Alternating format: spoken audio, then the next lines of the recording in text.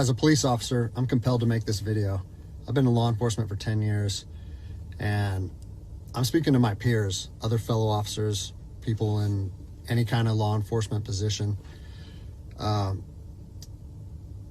I've seen officers nationwide enforcing tyrannical orders against the people, and I'm hoping it's the minority of officers, but I'm not sure anymore, because every time I turn on the television, every time I look to the internet, I'm seeing people arrested or cited for going to church, for traveling on the roadways, for going surfing, opening their businesses, going to the park with their families, or doing nails out of their own house, using their own house as a place of business, and having undercover agents go there and arrest them and charge them with what? With a crime? I don't know what crime people are committing by doing nails in their own house, but we're seeing this more and more and more, and we need to start looking at ourselves as officers and thinking, is what I'm doing right? Now, I want to remind you that regardless of where you stand on the coronavirus, we don't have the authority to do those things to people just because a mayor or a governor tells you otherwise. I don't care if it's your sergeant or your chief of police. We don't get to violate people's constitutional rights because somebody in our chain of command tells us otherwise. It's not how this country works.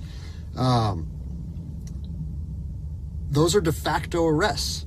You know, we're violating people's rights and taking money from them, or even worse, arresting them and depriving them of their freedom when they are exercising their constitutional rights.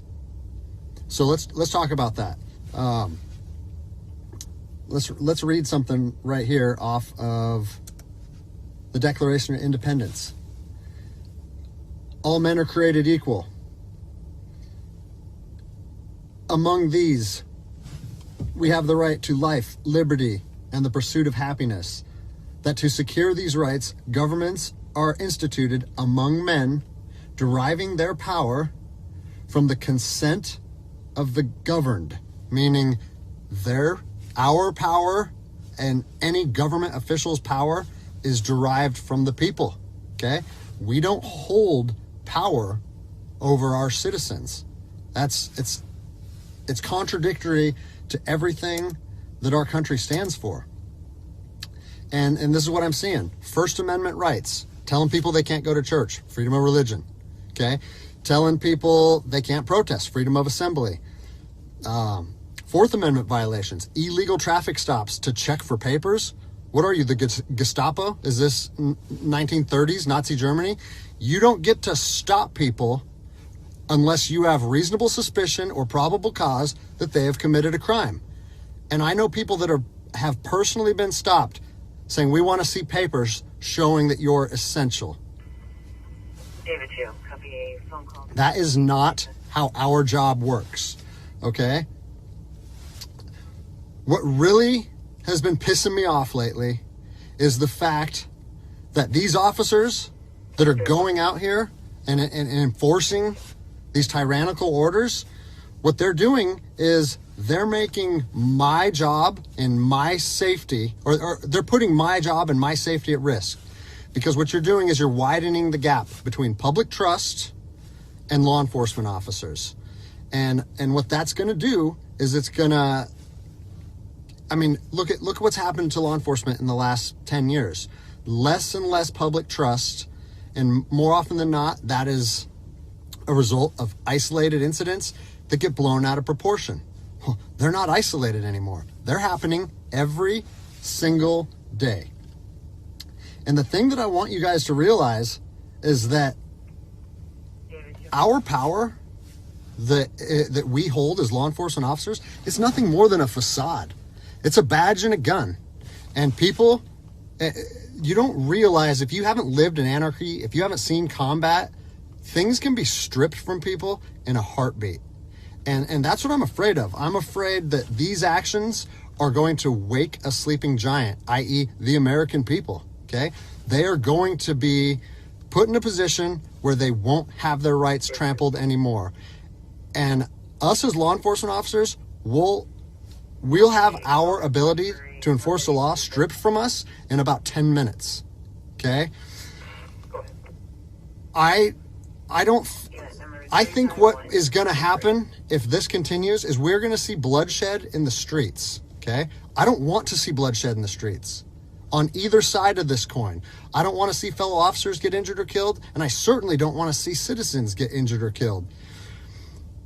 And I promise you, most of you out there doing these tyrannical acts against our citizens, you're not ready for combat. You're not mentally or physically ready for combat in the first place. I promise you don't want to go through that, and I hope I never have to go through that again. You don't get to just say, well, I'm doing this because I was told to do so, or I'm following orders, or I need to keep this job. Guess what? I need to keep this job more than anybody. I have 3 young children. I have 2 houses. Like, I have the same sob story that the rest of you guys have. But my personal choices and my living arrangements, no matter what they are, don't allow me to trample on people's rights. And I don't understand why that concept is so hard for people to understand. Listen, you need to stand up for what's right. You need to, if you're part of a department or an agency that is asking people or asking their officers or their deputies to impose on people's rights and infringe on their freedoms, you need to step up and say, no, that's not me. That's not what I signed up for, and that's going against my oath. And if that costs you your job, so be it.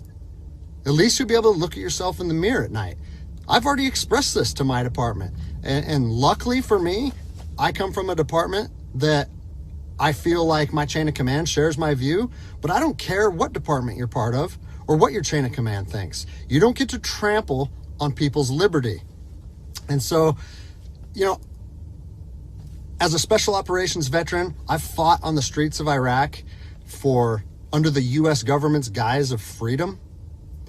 And I'm telling you what, the American people are going to you are going to wake a sleeping giant, and they are going to fight 10 times harder for their freedom on their soil than anything you've ever seen before.